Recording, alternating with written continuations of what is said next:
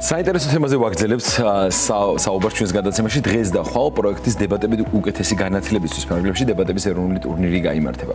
მასში დებატების სკოლისა და დებატ კლუბების მოსწავლეები მთელი საქართველოდან მიიღებენ მონაწილეობას ეროვნული ტურნირი. ქვეყნის მასშტაბით 150-მდე მონაწილეს აერთიანებს და წელს მისი მთავარი თემა სოფლის მეურნეობა და მისი ეკონომიკური მნიშვნელობა.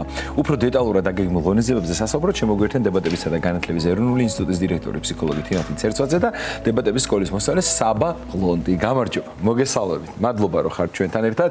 ძალიან საინტერესო ამაზე ჩვენ არაერთხელ გვისაუბრეთ ჩვენს ეთერში და ძალიან მიხარია ეს ამბავი და კიდევ ერთხელ მინდა რომ ჩვენს მოყურებელს ცოტა უფრო დეტალურად აუხსნათ რაზე ვსაუბრობთ, რას ემსახურება, რა უნარების განვითარებას ემსახურება ბავშვებში ეს და ცოტა რაღაცა ისტორიული ექსკურსივით გავაკეთოთ მოკლედ და მერე გადავიდოთ უკვე წლევანდელ ამბავზე. ძალიან დიდი მადლობა. ჩვენ ვაანონსებთ ახლა დღეს მართლა შთამბეჭდავი დღეა. აქედან პირდაპირ მივდივართ ეროვნულ ტურნირზე, სადაც მთელი საქართველოს მასშტაბით იწყება უკვე ზუსტად პირველ საათზე პირველი დებატები, თამაშები, ასე ვთქვათ, სადაც ის ახალგაზრდები არიან ჩართულები და ისინი იღებენ მონაწილეობას, ვინც მინიმუმ 1 სასწავლო წელია ეუფლებიან დებატების ტექნიკას. ამაზე თქვენთანაც და არაერთგზის გვისაუბრია ჩვენ, რომ დებატების ტექნიკის დაუფლება რას ნიშნავს, როგორც წესი ადამიანებს არასწორი წარმოდგენა აქვთ ამაზე და ფიქრობენ, რომ ეს არის კამათისთვის რაღაც რამდენიმე წესის შესწავლა, სულ რამდენიმე საათიც ეყოფა, მაქსიმუმ 1-2 ტრენინგის ჩატარება სრულიად საკმარისია იმისათვის, რომ ადამიანმა შემდეგ სრულფასოვნად იდებატოს და ჩვენ ამ მითს ვამსხვრევთ. პირველ რიგში მინდა გითხრათ, რომ აბსოლუტურად ქართულ რეალობაზე მორგებული პროგრამები გვაქვს, უკვე 10 წლეულებია, რაც იშვიათია ხოლმე, ანუ არსაიდან გადმოკოპირებული და გადმოტანილი პროგრამები არ გვაქვს და ამიტომაც ჩვენ ახალგაზრდებთან მუშაობთ ძალიან ინტენსიურად და სუფთად ქართულ საზოგადოებაზე მორგებული ტექნიკებით, რომელიც ძალიან სახალისო და საინტერესოა და ითვალისწინებს მინიმუმ 1 სასწავლო წლის განმავლობაში, აი 6-დან 8 თვემდე ყოველ კვირეულ შეხვედრებს და სხვათა შორის დებატების სკოლა, რომლის წარმომადგენელიც ჩვენ ახლა აქ გვყავს სტუმრად, ყოველწლიურად აცხადებს მიღებას აი იმ ისტორიულ რაკურსზე, რომელსაც თქვენც კარგად იცნობთ, ვაძლევთ თბილისში ამ ეტაპზე უკვე ყველა სკოლის მოსწავლეს შესაძლებლობას მე-7 კლასიდან დავიწყეთ უკვე და მე-7 კლასიდან მე-12 კლასის ჩათვლით, რომ გაიარონ კონკურსი და მოხვდნენ იმ ჯგუფებში, რომლებიც მთელი აი ამ დროის განმავლობაში სისტემატურად მოემზადებიან და შემდეგ მიიღებენ მონაწილეობას როგორც ეროვნულ, ისე საერთაშორისო დონეზე ჩატარებულ სხვადასხვა ტიპის აქტივობებში, სხვადასხვა რეგიონებშიც, რა თქმა უნდა, როგორც აღნიშნეთ, მთელი საქართველოს მასშტაბით ხდება ეს და თბილისშიც, რა თქმა უნდა.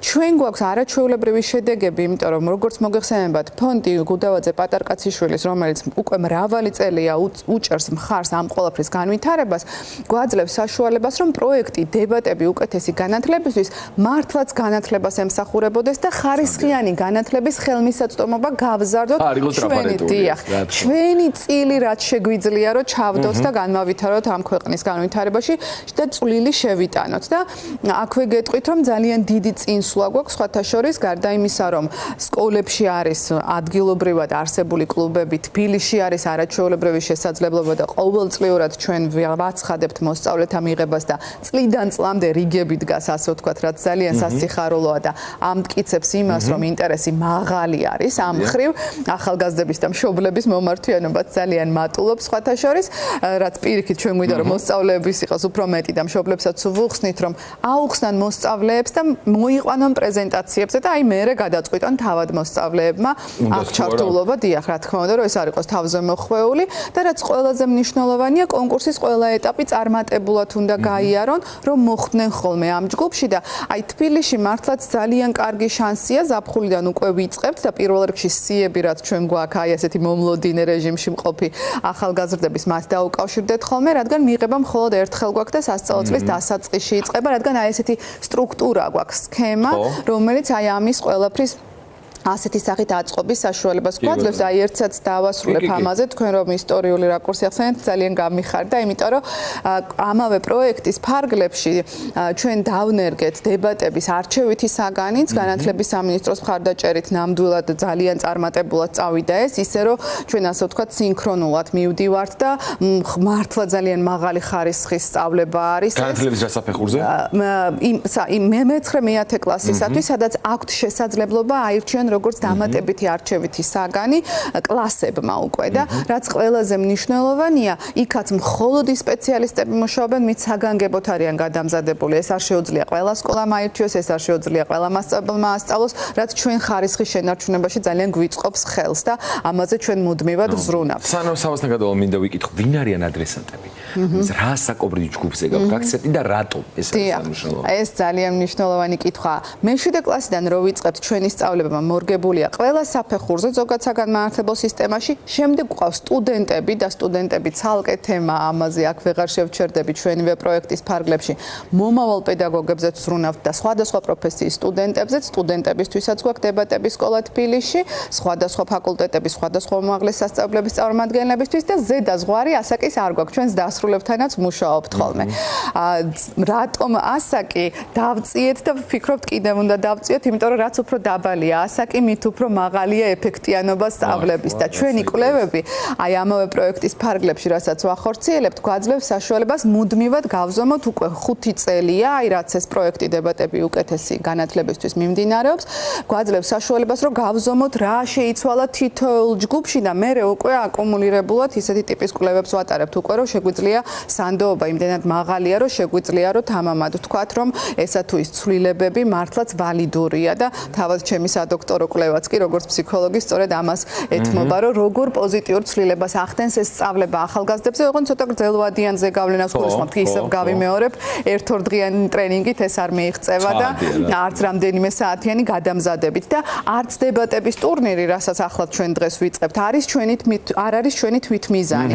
ეს არის ასე ვთქვათ, როგორ გითხრათ, მომწიფებული ნაყოფი მთელი იმ სწავლებისა, რასაც ამდენი ხნის განმავლობაში ეუფლებიან ახალგაზრდები. ეხლა საბარი იმისთვის რომ ყველაფერი დაამოწმოს. მართლა ისე ძალიან კარგად ჟღერს ეს ყველაფერი. შენი მისია ეხლა ეს ყველაფერი დაამოწმო. რამდენად მართლა ესეა? მოგესალმებით, საბაღლონტი, უკვე 1 წელია, რაც დებატების სკოლის წევრი ვარ. საკმაოდ დიდი დროა იმისთვის. უკვე დიდი დროა რომ უკვე მიმიღო ის გამოცდილება რომ გავუზიარო ახალგაზრდებს.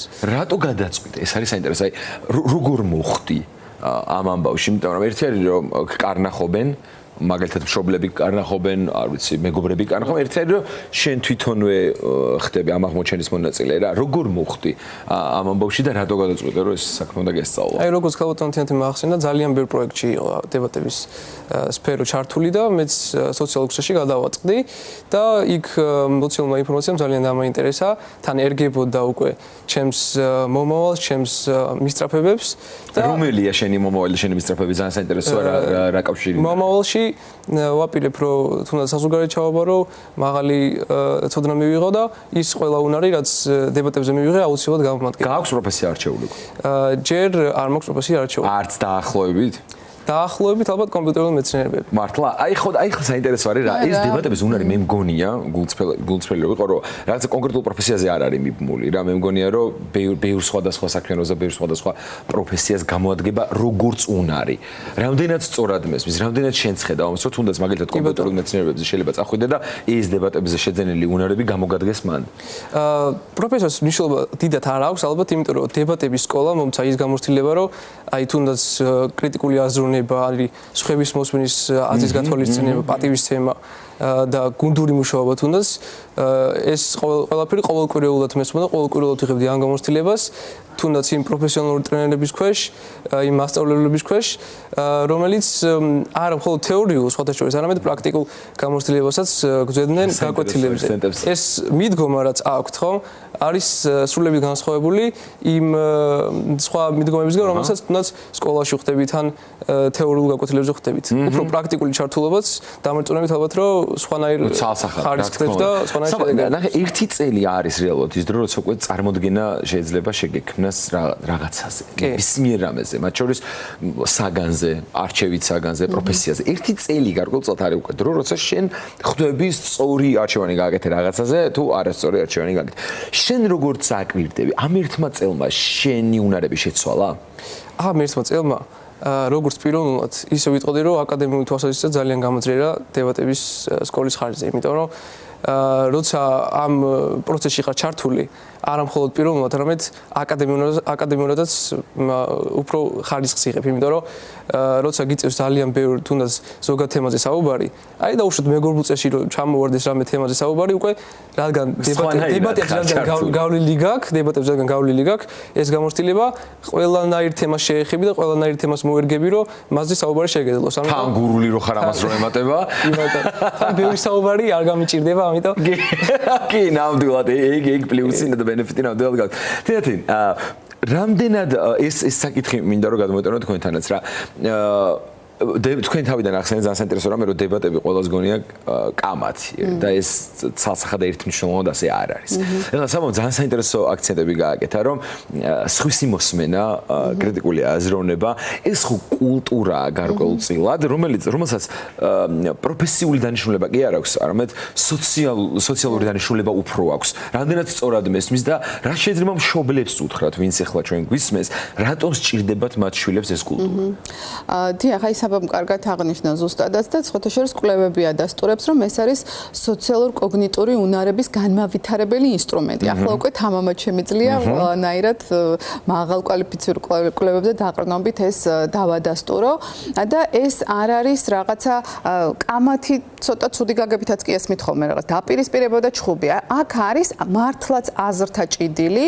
აი ახლაც ჩვენ რო წავალთ და რომ ნახავთ რომ უწყვეტად რამდენიმე დებატი მიმდინარეობს, პარალელურად მიმდინარეობს ეს თამაშები, აი ახლა ამდენი ადამიანი რომ 150 ადამიანი ერთდროულად იწყებს დებატს. წარმოიდგინეთ, ეს ყველაფერი არის არა მხოლოდ ის, რომ ისინი უპირისპირდებიან, აი დაწყებული იმით, რომ დრო როგორ მართონ. როგორც საქმეში ყოველდღიურში, ისე სიტყვით გამოსვლის დროს, როგორ გააკეთონ ჩანაწერი, ისე რომ მე თავად კარგად გამოიყენონ ფორმულირებისას, როგორ მოусმინონ და აზრი მიიღონ როგორც მოცემულობა და არა როგორც პიროვნება, რომელიც შენი მტერია. ანუ ამას ნამდვილად ძალიან სერიოზული განვითარება სჭირდება და ამას სჭირდება ძალიან სკულპტუროზული და დეტალური მუშაობა. და მე რო ვახსენე ქართულ რეალობაზე მორგება, აი დღეს განსაკუთრებით ხაზი მინდა გაუსწვა, იმიტომ რომ ხშირად არის ასევე რომ ფიქრობენ რომ ბევრი პროგრამები და არც უსაფუძვლოდ ხშირად ამაზე ადრეც კი მისაუბრია მე სხვათა შორის თქვენ ეთერშიც რომ ძალიან ბევრი პროგრამები საქართველოში გადმოიტანეს პირდაპირ და გადმოკოპირდა. მე მეამაყება მართლაც რომ ვიყავით მე და ჩემი თანაგუნდელები ერთ-ერთი პირველები რომლებმაც ჯერ კიდევ 20-25 წლის წინ პირდაპირ ქართულად დავიწყეთ ამ პროგრამების განვითარება და აი როდესაც თქვათ კულტურულ მოცემულობას ერგები როგორი არის ეს ქართველი ახალგაზრდა და როგორ ასწავლო მას და რა ღირებულებები განუვითარო, აი მე თავად როდესაც მქონდა სწორედ ამ კვლევაზე, ჩემს სადოქტოროზე მუშაობა, მე ვყვებოდი მაგალითად ქართული სუფრის კულტურის შესახებ და მომყავდა პარალელები და იყალთოს აკადემიის შესახებ, რომელზეც მინდა გითხრათ, რომ ევროპაში იცოდნენ კიდევაც, ვინც დებატების სფეროში არიან ჩართული, რომ როგორი ისტორიები აქვს ჩვენს ისტორია აქვს ჩვენს ქვეყანას ამ მიმართულებით და როგორ გვინდა რომ განვითარდეთ უფრო მეტად. სამწუხაროდ აქვე უნდა დავძინო, რომ საზოგადოება შეიძლება დიდი კვალი ვერ დავატყეთ, მაგრამ ჩვენ წილა აგურსდებთ და დიდი იმედი გვაქვს, რომ ეს თუ იქნება უფრო მასშტაბური და უფრო მეტად, რა თქმა უნდა, იმპლემენტირებული და გამოყენებული, ეს იქნება ყველაზე მნიშვნელოვანი. რამდენად იზრდება ეგ ტენდენცია თქვენი დაკვირვებით? თქვენ ახსენეთ, რომ მშობლებსაც თან მინიშნა რომ ხაზი გავუსვით, რომ მშობლების მორთენობას იზრდება.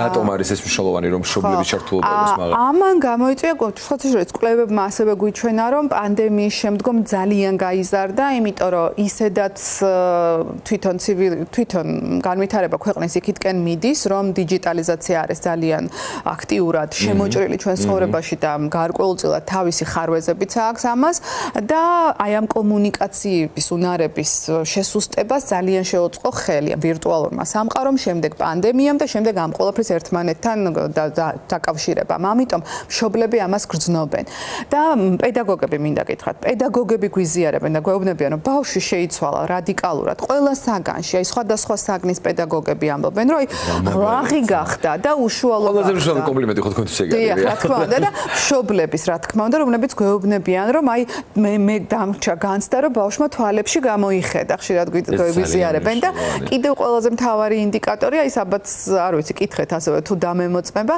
ყველაზე ხშირად მშობლები რასაც გვიზიარებენ ასევე იმიტომ რომ ჩვენ კვლევებს მათგზეც ვატარებთ და ფოკუს ჯგუფებიც ყავს სადაც ასევე ვიკვლევთ ამ საკითხს ისინი ამბობენ რომ ეს არის ერთ-ერთი თუ ერთადერთი არა ის სწავლება რომელზეც ისე უხარია ბავშვს წასვლა რომ თუ რაიმე ობიექტური მიზეზის ჯანმრთელობის ან რაიმე სხვა მიზეზის გამო ვერ მოდის ის არის ყველაზე დამწუხრებული ასეთ დროს და არაერთი საინტერესო შემთხვევა ყოფილა რომ ოჯახი უცხოეთში ვერ წასულა და გადაუტანია თავისი წასვლა იმიტომ რომ მეცადინეობებია და ბავშვი ვერ მოწყდება ამას ბოლო ზარი ყოფილა როდესაც დამთხოვია მეცადინეობას და ბოლო ზარიდან მოსულა აბიტურიენტი ქონია შემთხვევები როდესაც აბიტურიენტები პირიქით მოწადინებულები ყოფილან რომ მოხვედრიყვნენ ჩვენთან სკოლაში ან გაეგრძელებინოთ სწავლება მაშინ როდესაც ყველამ ვიცით რომ მათთვის ეს წელი როგორი მძიმე არის ხოლმე მე მინდა რომ მოვასწროთ ალბათ დაახლოებით წუთნახევარი გრჩება და მინდა რომ საბას ვთხრა შენ რას ეტყოდი შენს თანატოლებს იმ ადამიანებს ვისაც ეს გამოცდილება ჯერ არ მიუღიათ რატომ არის მნიშვნელოვანი მათ ცხოვრებაში ეს მონაკვეთი ახალგაზრდებს მიმართავ რომ ეს შესაძლებლობა არ გაუშვან ხელიდან დარეგისტრირდნენ თუ შესაძლებლობა აქვთ და აი თუნდაც მე ყოველ კვირა მიტარდებოდა გაკვეთილი თან კვირა ხო დასვენების დღესთან ასოცირდება მაგრამ ყოველ გაკვეთილის შემდეგ გამოდიოდი საერთოდ დაუღლელი ემოციებით ახსავსე და თან ამას დამოუკიდებლად ცოდნით ამაღლებული ხო და სხვადასხვა საკითხებთან ჭიდილით შეუძლია რომ ცოდნა მიმეღო და ყოველი გაკვეთილის შემდეგ თან ლაღი და თან ამავდროულად ცოდნით მიღებული გამოსულიყავი ეს არის თალსახმაგალითი იმის როცა ბავშვს რაღაცა სიამოვნებს და უხარია ის რომ არღლის პირიქით ავსებს ემოციებს ძალიან დიდი მადლობა რომ იყო ჩვენთან ერთად მე სულ მიხარია ამ თემაზე ლაპარაკი იმიტომ რომ რაღაცნაირად ჩვენი ახალგაზრდა თაობის წარმატებას ვიხები თითქოს ხელით როცა ამ თემაზე ვსაუბრობ და ძალიან დიდი წარმატებების გისურვებ შეგახსენებთ ტურნირი დღეს და ხვალ იმართება ხომასა და ყველა მონაწილე ძალიან დიდი წარმატებას უსურვებ თქვენთან ერთად იმედია მომავალში ისევ მალე შევხვდებით ერთმანეთს დაგემშვიდობებით და